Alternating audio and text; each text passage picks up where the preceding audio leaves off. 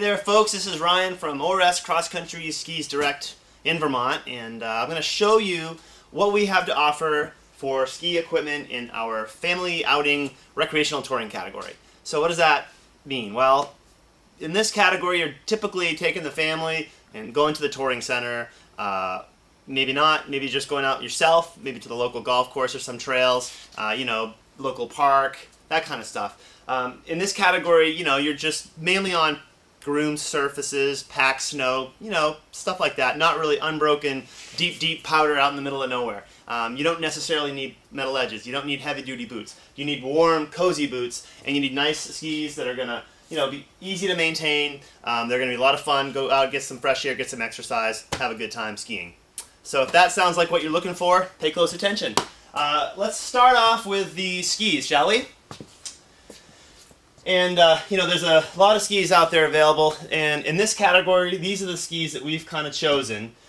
We have the three of the models in the Recreational Evo series, and then we have the Fisher Country Wax and Country Crown, more of a traditional length touring ski. So let's start off with the Evo, and we'll start off with the Evo Blade. This is sort of the basic touring ski in the Evo line, and it's all of these, by the way, with the exception of the Country Wax, are waxless. So waxless means that they have a pattern in the kick zone of the ski for grip.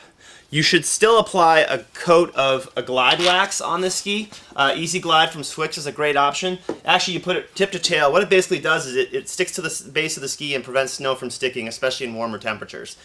So waxless is kind of a misnomer, but you don't have to worry about that kick wax. And the Evo Blade uses a cut pattern. So this is one thing that kind of keeps the cost down on this model. The pattern is cut into the base of the ski. It does provide good grip, but not the best grip you can possibly get. In certain snow conditions, it doesn't quite work as well as a molded pattern, and I'll show you what that looks like on the other models. Otherwise, this is just a nice, touring ski for, again, typically your touring center or your, packed surface at a golf course or park or something like that. It has the NIS plate, the NIS plate. The binding actually mounts onto this plate. I'll show you how that works in a second. So there it is, the Rossi Evo Blade. Then we move up to the Evo Trail. Now this, you'll notice right away, is much wider than actually both the other Evo models.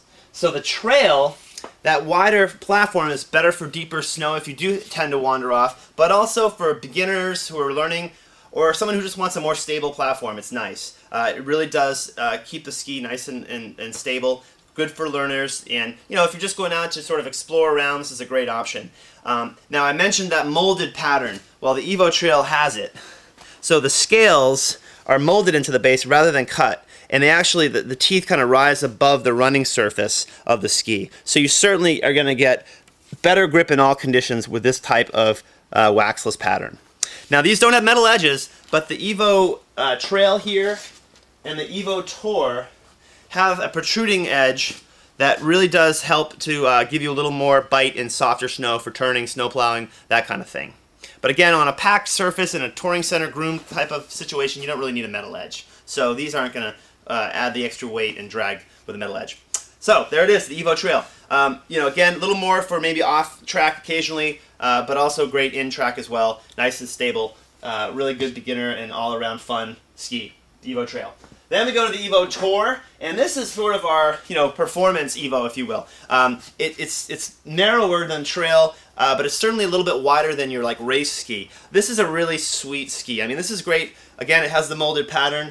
You put a little bit of Easy Glide on there, get to the touring center, and just go skiing. It glides really nicely, but yet it's a little wider than, again, like a race ski, so it's going to have a little more stability. Perhaps if you do get into some deep snow, it won't just sink like a race ski would. Also has an NIS plate on it. And, we have this in our sort of #1 touring package in this category. Really, this is the one if you like good glide, have good technique, and just want to have a really great time. There's the Evo Tour. So, 3 different models in the Evo line to choose from. And again, we have packages built around these 3 models. Check them out.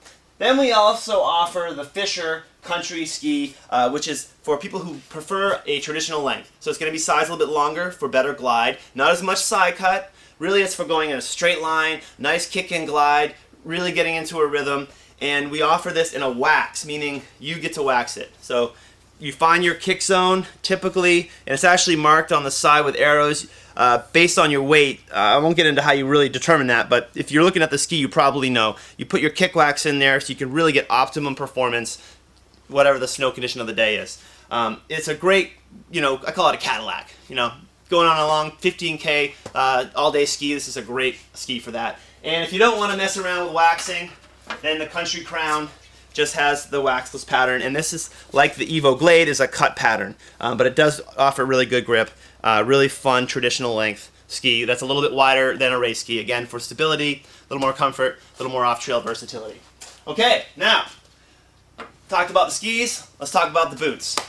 Really quickly, I'll just show we do offer the Alpena Blazer. I think this is our #1 selling boot. People who have old skis in the garage with old 3-pin touring bindings on them, your boots are completely falling apart, you can still get a 3-pin touring boot. There it is, the Alpena Blazer. Now back into more NNN style boots. NNN meaning the binding and the boot kind of click in, the boot clicks into the binding, and the NNN style will have 2 grooves and a toe bar. So this is the Alpena T10, kind of a basic touring boot. It does have a lace cover, insulated with thin slit, so it's warm. That's the idea here, warm and cozy. Not a ton of support, but you don't really need it. You're just going out in a touring center. You don't need all the extra bulk.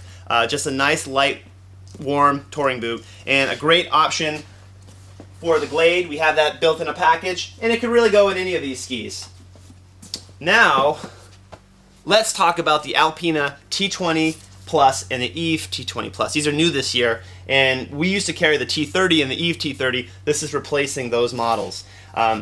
Here is the Eve. This is the women's version, and here is the men's. Other than a slight change in the graphic or a slight difference in graphic and fit, the features of the boots are the same. So let's just work here with the Eve T20 Plus. Here you'll notice you have an articulating cuff, whereas on the T10 it doesn't have that.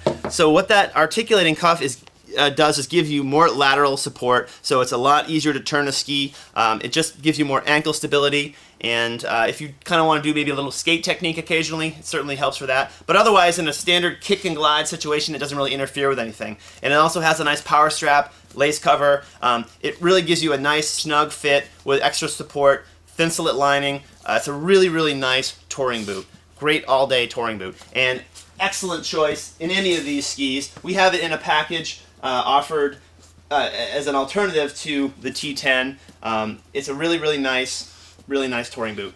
So that's, again, the Alpena T20 Plus. This is the Eve, which is the women's model, and this is the men's. Great, great boots. Rossignol has a very similar type of boot. We offer them mainly as a different fit. Some people fit an Alpena, some people fit a Rossignol better, but they both fit really, really well. But otherwise, a pretty similar boot. These are called the X5, and this is the X5 FW for women. Again, features are the same, but color and fits a little bit different. The women's boots typically have a narrower last to accommodate a narrower foot. And Rossignol goes so far as to give the women's model a really nice fleecy lining in the top here. It's really, really cozy. Great, great boot. Again, it has the articulating cuff with a strap, so a little more lateral support to turn that ski in, more challenging terrain. Also, more ankle stability. So, and it's sometimes all-day touring. It's nice to have that extra support. We have the X5 models in a package with the Evo Tour ski. That's a really great match made in heaven for a nice performance sort of recreational touring package. So there are the boots.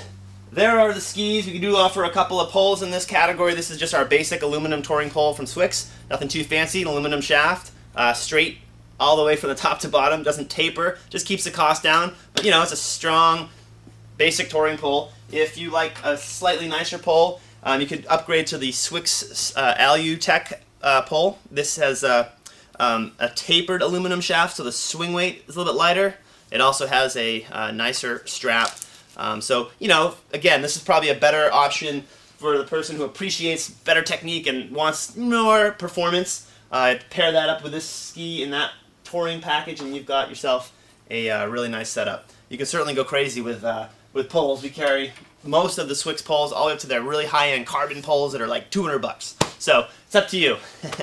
Quickly on bindings. These are kind of the bindings that are going to go. The T3 Auto is still available. This is a binding that actually drills into a ski, which would go on the country models and the Evo Trail here. But if you've got the NIS plate, then you need an NIS binding. The way that works, and otherwise it's the same kind of mechanism, but it slides onto this pre-mounted track, and it clicks into place.